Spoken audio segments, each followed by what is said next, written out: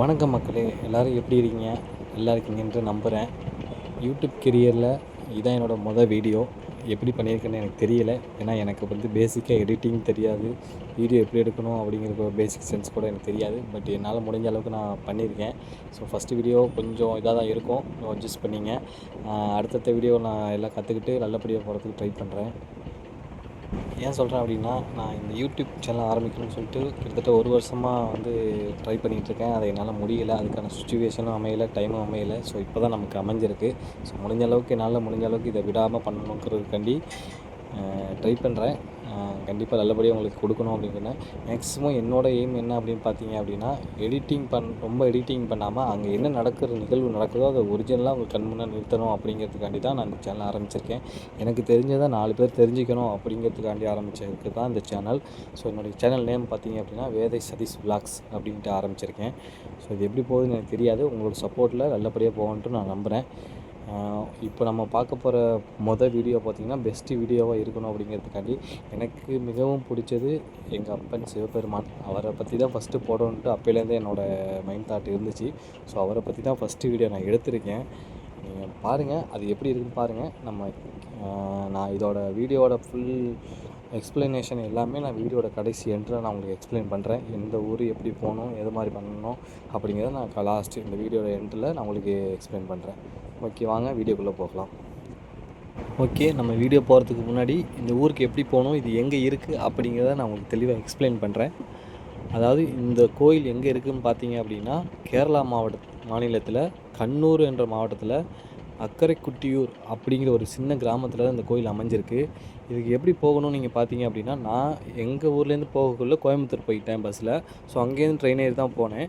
So அங்கேருந்து train ஏறி தலச்சேரி அப்படிங்கிற ஒரு ஏரியாவுக்கு போயிட்டேன். தலச்சேரிங்கிற ஒரு ஏரியாவுக்கு போயிட்டு அங்கேருந்து அக்கரைக்குட்டியூருக்கு டேரெக்டாகவே வண்டி இருக்குது. ஸோ அங்கே போனீங்க, பஸ் ஸ்டாண்ட் போனீங்கன்னா ரயில்வே ஸ்டேஷன்லேருந்து பஸ் ஸ்டாண்ட் கிட்டத்தட்ட ஒரு வாக் ஆஃப் டிஸ்டன்ஸ்லாம் இருக்குது. ஒரு 750 மீட்டர் அந்த ரேஞ்ச் தான் இருக்கும். நீங்கள் போனீங்கன்னா அங்கேருந்து நீங்கள் ஆட்டோ மூலியமாக போய்க்கலாம், இல்லை நடந்தும் போய்க்கலாம் ரயில்வே ஸ்டேஷன்லேருந்து தலச்சேரி பஸ் ஸ்டாண்டுக்கு. ஸோ அங்கேருந்து நீங்கள் அக்கரைக்குட்டியூருக்கு டேரெக்டாக பஸ் மூலியமாக போய்க்கலாம். அப்படி இல்லைனா நீங்கள் கேப் பிடிச்சி போய்க்கலாம், இல்லை ஆட்டோ எந்த மாதிரி ரீசன் வேணால் போகலாம். சப்போஸ் அங்கேருந்து 60 கிலோமீட்டர் ஆகும். ஸோ கேப் பிடிச்சி போய்க்கலாம், இல்லாட்டினா பஸ் வழியாகவும் போய்க்கலாம்.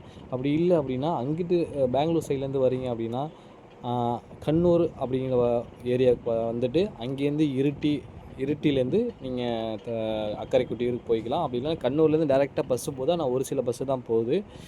இருட்டி போயிட்டிங்கன்னா நான் அடிக்கடி பஸ் இருக்குது. ஸோ இருட்டி போயிட்டீங்க அப்படின்னா நீங்கள் உங்களுக்கு நல்லது. அங்கே போய் நம்ம அக்கரைக்குட்டியூருக்கு போய்க்கலாம். அதுக்கப்புறம் பார்த்தீங்க அப்படின்னா, இப்போ நம்ம கோயம்புத்தூர்லேருந்து ட்ரெயின் ஏறுறோம். ஸோ ட்ரெயின் ஏறி அந்த கோயில் பார்க்க போகிறோம். வாங்க எப்படி இருக்குது அப்படிங்கிறத நான் உங்களுக்கு இந்த வீடியோ மூலமாக நான் அந்த கோயிலை காமிக்கிறேன். இப்போ நம்ம பார்த்தீங்க அப்படின்னா கோயம்புத்தூர்லேருந்து ட்ரெயின் ஏறியாச்சு. ஸோ ட்ரெயின் ஏறி போயிட்டுருக்கோம். இப்போ நம்ம ட்ரெயினில் போயிட்டுருக்கோம். ஸோ ட்ரெயினில் போகக்குள்ள எடுக்கப்பட்ட காட்சி தான் அந்த இயற்கை காட்சி. கேரளா மாநிலத்தில் மிக பிரம்மாண்டமான இயற்கையை நான் உங்கள் கண் முன்னாடியே நிறுத்தியிருக்கேன். இந்த இடம்லாம் பார்த்தீங்க அப்படின்னா மனசுக்கு ரொம்ப அமைதியாக இருக்கும். நம்ம ட்ராவல் பண்ணோம் அப்படின்னாலே பல விஷயங்கள் சால்வ் ஆகிடும். ஸோ அதில் ஒரு சில காட்சிகள் நான் உங்கள் கண் முன்னாடி நிறுத்தியிருக்கேன். பாருங்கள், இந்த இடம்லாம் எப்படி இருக்குதுன்னு பாருங்கள். இயற்கையாக அப்படி தான் இருக்குது. இதை சொல்கிறதுக்கான வார்த்தைகள் இல்லை. அது உணர்ச்சி பூர்வமாக மட்டும்தான் நீங்கள் உணர முடியும்.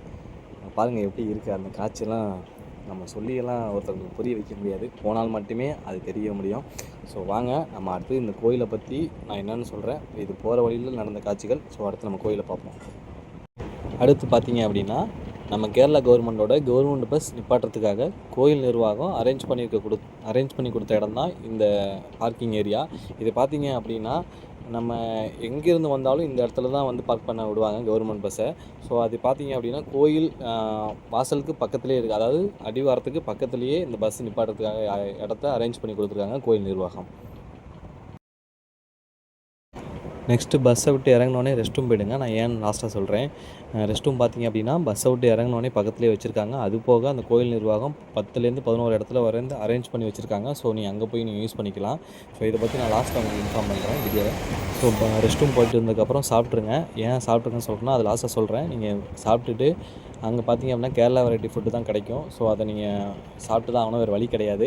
தமிழ்நாடு ஸ்டைலில் அங்கே அதிகமாக இருக்காது. ஸோ கேரளா ஸ்டைல் ஃபுட்டு தான் கிடைக்கும். ரொட்டி, சப்பாத்தி, புட்டு இது மாதிரி ஐட்டம் தான் கிடைக்கும். ஸோ சாப்பிட்டு பரவாயில்ல, ஓரளவு மீடியமான லெவலில் தான் இருக்குது. ரொம்ப சட்டை மீடியமான லெவல் இருக்குது. ஸோ சாயா அது மாதிரி இதெல்லாம் வச்சுருக்காங்க. தேவையானதை சாப்பிட்டுட்டு ரெடியாக இருங்க. நம்ம அடுத்து கோயிலுக்குள்ளே போகலாம். எப்படிங்கிறத நான் காமிக்கிறேன்.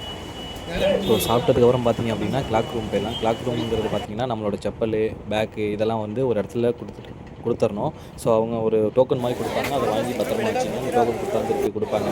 இது வந்து 10 ரூபாய் 15 ரூபாய் சார்ஜ் பண்ணுறாங்க. ஸோ அது மட்டும் ரெடி பண்ணிட்டு போங்க. ஏன்னா கூட்டம் அதிகமாக இருக்கும். நம்ம அதை பேக்கு இதெல்லாம் தூக்கிட்டு வர முடியாது. ஸோ முடிஞ்ச அளவுக்கு இங்கே வச்சுட்டு போங்க. இதுதான் உங்களுக்கு சேஃப்டியும் போகும். ஸோ உங்கள் திங்ஸ் எல்லாம் வச்சதுக்கப்புறம் நம்ம கோயிலுக்குள்ளே போயிடலாம். இப்போ பார்க்குறதா நீங்கள் திங்ஸு சிம்பிளாக தான் இருக்கும். ஆனால் பார்க்கறதுக்கு எல்லாம் போய் நல்லாயிருக்கும். அந்தளவுக்கு எல்லாம் வச்சுருக்காங்க. உள்ள கோயிலுக்குள்ளே போய் இப்போ எப்படி பார்க்கலாம்.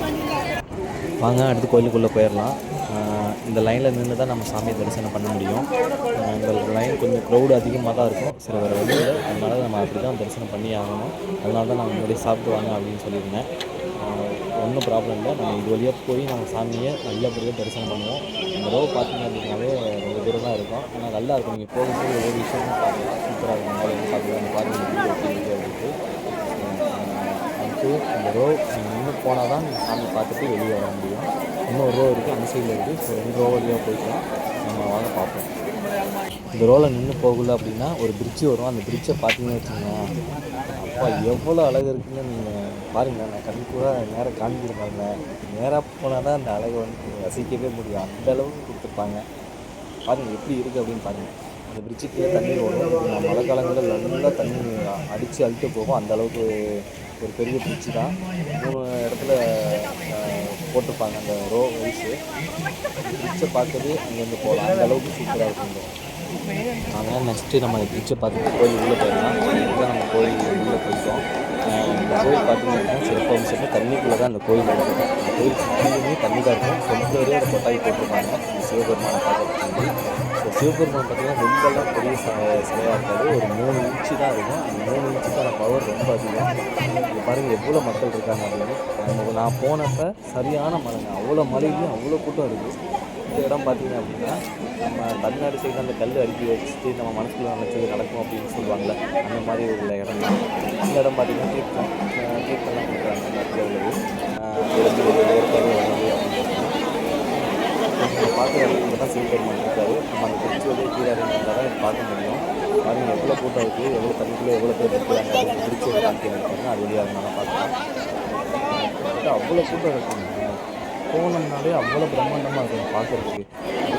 பாருங்க அந்த தொட்டி அந்த சென்டரில் அதெல்லாம் பக்கமாக இருக்கும். சூப்பராக பணம் ஓலையில் தனியாக பண்ணிட்டாங்க. ஃபுல்லாக அந்த ஓலை கொட்டாயில் தான் அந்த கோயிலே மொத்தமே ஓலை கொட்டாயில் தான் இருக்கும். வரலாறு நான் லாஸ்ட்டாக அவங்க சொல்கிறேன். இந்த வரைக்கும் நான் சொல்கிறேன். ஓரளவுக்கு இந்த டைமில் தான் நான் எடுத்திருக்கேன். அடுத்து பார்த்தீங்கன்னா யானை வந்து ரவுண்ட் அடிக்கணும். கோயிலோட சிறப்பம்சமே அந்த யானை ரவுண்ட் அடிக்கிறது தான். கிட்டத்தட்ட ஒரு நாளைக்கு 2 டைம் அடிக்கும். காலையில் ஒரு டைம், ஈவினிங் ஒரு டைம். அது எந்த டைம்னா அவங்க கோயில் நிர்வாகம் ஒவ்வொரு நாளும் முடிவு பண்ணுவாங்க. அது எத்தனை டைம் அடிக்குங்கிறது அந்த கோயில் நிர்வாகம் தான் முடிவு பண்ணியிருக்காங்க. ஸோ அங்கே போனால் தான் நம்ம கண்டுபிடிக்கலாம் எத்தனை டைம் அடிக்குது, எந்த டைமில் வந்து இடம் அப்படின்ட்டு. ஸோ நான் போனப்போ எனக்கு தரிசனம் கிட்டி கிட்டத்தட்ட ஒரு 3 ரவுண்ட் அடிச்சுட்டு நான் சூப்பராக அதை அங்கே நின்று பார்த்துட்டு இருந்தேன். அவ்வளோ கூட்டத்துக்கு மட்டும் அந்த கோயில் இருந்துச்சு. பக்காவாக இருந்துச்சு.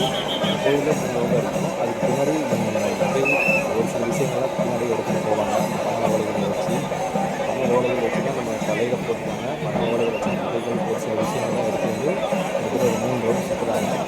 நல்லா இருந்துச்சு. பார்க்கவே ரொம்ப பக்காவாக இருந்துச்சு.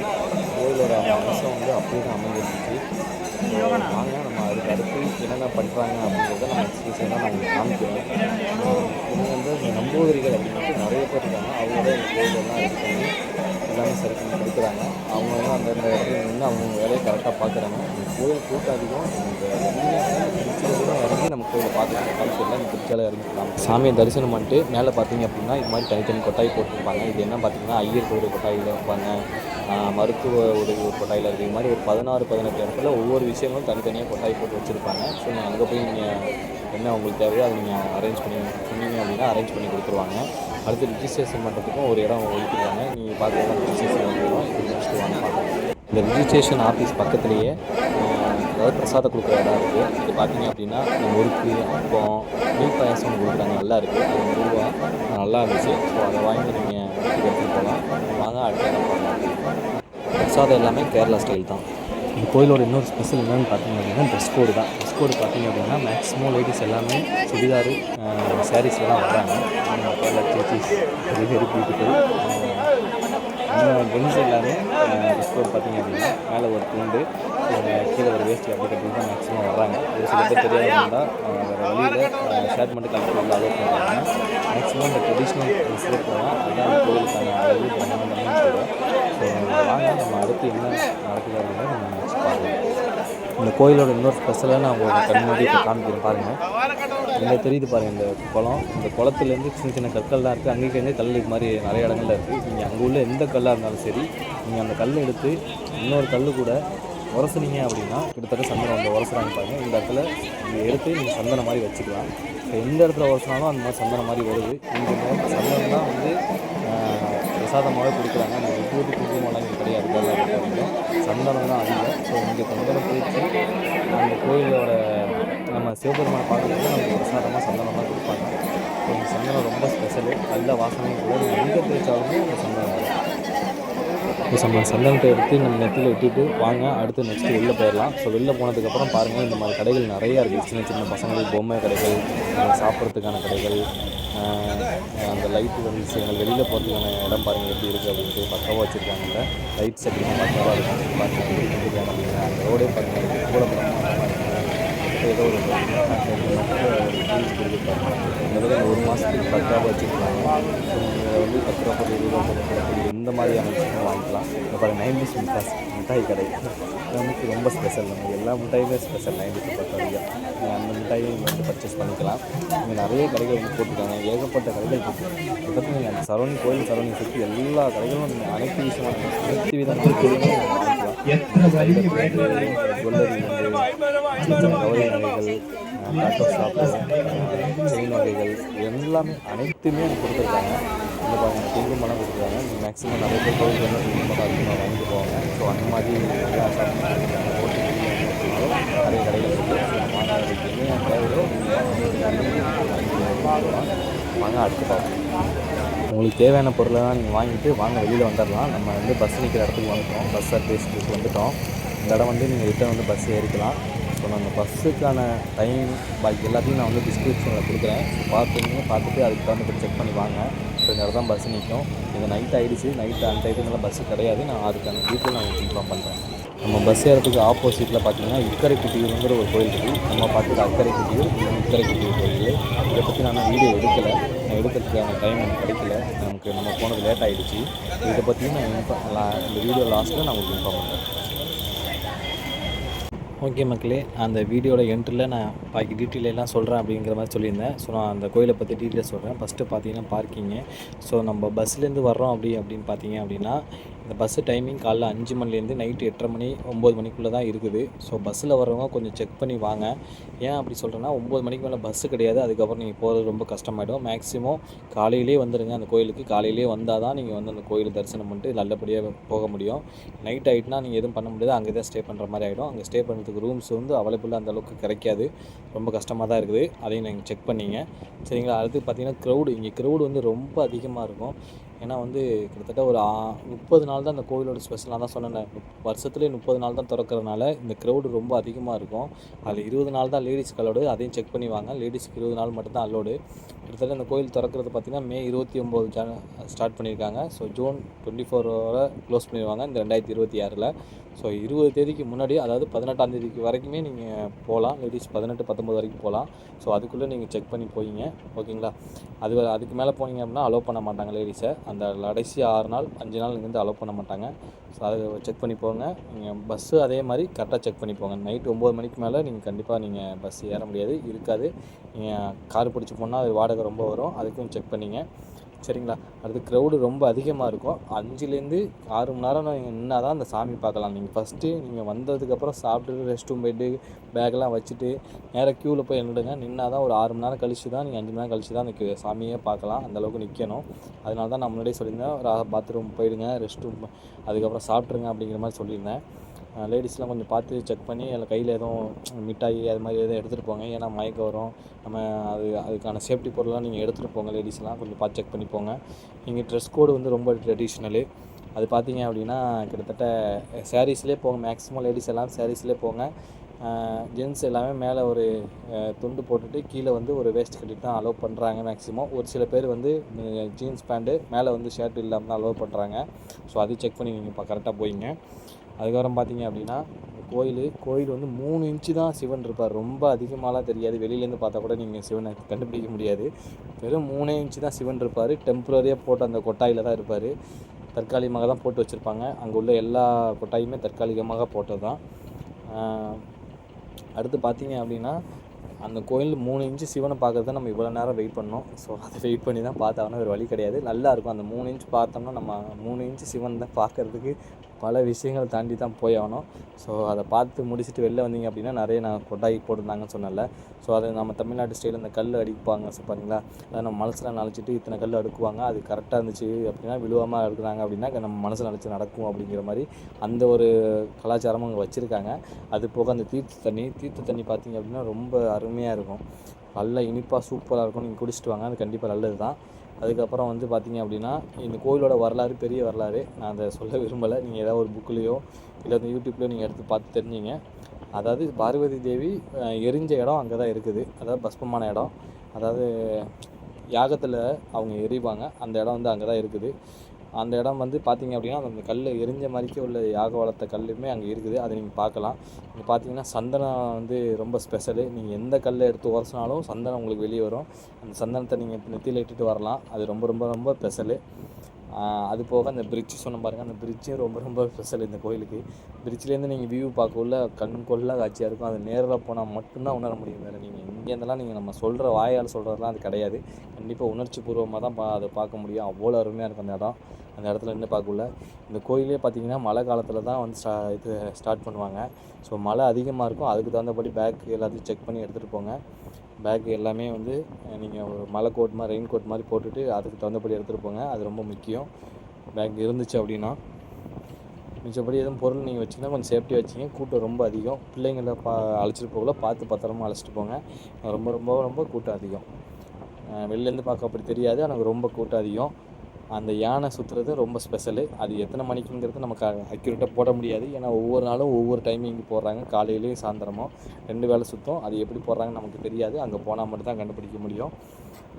அது முடிச்சுட்டு நீங்கள் வெளில வந்தீங்கன்னா நிறைய கடைகள் பர்ச்சேஸ் பண்ணி முடிச்சுட்டு நைட்டு பஸ்ஸு மட்டும் நீங்கள் தெளிவாக பார்த்துங்க. இங்கே ஹோட்டல் என்னென்னு பார்த்தீங்க அப்படின்னா ரொம்ப ரேரு தான், ஆனால் இருக்குது. ஆனால் நிறையா வந்து புக்கிங் ஆகிடுது முன்னாடியே. அதனால் நீங்கள் ஒரு 10 கிலோமீட்டர் 5 கிலோமீட்டருக்கு முன்னாடியே ஏதாச்சும் ஒரு ரூம் ஸ்டே பண்ணிங்க, புக் பண்ணிங்க.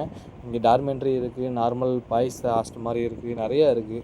அதனால் நீங்கள் நிறைய இடங்களில் வந்து வர்றவங்க நீங்கள் அதுக்கு தகுந்தபடி முன்னாடியே செக் போட்டுங்க ரூமு. நீங்கள் வந்து அந்த இடத்துல வந்து போடணுன்னா கொஞ்சம் ரேர் தான், கிடைக்காது. கொஞ்சம் செக் பண்ணிங்க. ஃபேமிலியோடு வரவங்க கண்டிப்பாக ஒரு 10 கிலோமீட்டர் முன்னாடியே ரூம் போட்டுருங்க. இங்கே வந்து நம்ம எடுத்துக்குவோம் அப்படிங்கிற ஒரு நம்பிக்கையில் வராதிங்க, கண்டிப்பாக கிடைக்காது. இது உண்மை சம்பவத்தை சொல்கிறதுக்காண்டி தான் நான் இவ்வளோத்தையும் சொல்கிறேன். சரிங்களா? அவ்வளோ க்ரௌடு இருக்குது. முன்னாடி புக் பண்ணிடுறாங்க. பஸ்ஸுக்கும் பார்த்துங்க, பஸ்ஸு தான் மெயினு. பஸ்ஸில் வர்றவங்க. அப்புறம் என்னென்னு பார்த்தீங்க அப்படின்னா இன்னொரு கோயில் சொன்னேன், இக்கரைக்குட்டின்னு ஒரு கோயில். அதை பற்றி அடுத்த வீடியோவில் போடுறேன். ஏன்னா அது நான் எடுக்கவே இல்லை. ஸோ அதை பற்றி நான் அடுத்த வீடியோவில் போடுறேன். அது வந்து 365 இந்த 30 நாள் இல்லாமல் பாக்கி 335 நாளுமே திறந்துருக்கும். அது நீங்கள் எப்போனாலும் போனாலும் தரிசனம் பண்ணிக்கலாம். ஸோ இதுதான் மெயின். இந்த 30 நாள் மட்டும்தான் டெம்பரரி கொட்டாயில் போட்டு சூப்பராக வந்து மெயின்டைன் பண்ணுறாங்க. கேரளா நிர்வாகம் நல்லபடியாக தான் மெயின்டைன் பண்ணுறாங்க, ஒன்றும் பிரச்சனை கிடையாது. அதே மாதிரி ஃபுட்டு பார்த்துங்க, ஃபுட்டு தமிழ்நாடு சைடு தான் கிடைக்கும். கேரளா ஸ்டைல் மட்டும் தான் கிடைக்கும், தமிழ்நாடு ஸ்டைல் கிடைக்காது. அதனால் அங்கே உள்ளதை கொஞ்சம் அட்ஜஸ்ட் பண்ணி தான் சாப்பிட்டாகணும், வேறு வழி கிடையாது. சாப்பிட்டுட்டு நல்லபடியாக தரிசனம் பண்ணிவிட்டு வாங்க. இந்த வீடியோ கொஞ்சம் சப்போர்ட் பண்ணி கொடுங்க. இதுதான் என்னோடய வீடியோ. எப்படி பண்ணியிருக்கேன்னு கண்டிப்பாக தெரியல. எனக்கு அந்தளவுக்கு எதுவுமே தெரியாது. ரெடி பண்ணுறேன். அடுத்தடுத்த வீடியோவில் நல்லபடியாக போடுவேன்ட்டு நம்பிக்கை வச்சுருக்கேன். பார்க்கலாம் என்ன பண்ணலாம் அப்படின்ட்டு. ஓகே மக்களே, ரொம்ப நன்றி. பார்க்கலாம், அடுத்த வீடியோவில் பார்க்கலாம்.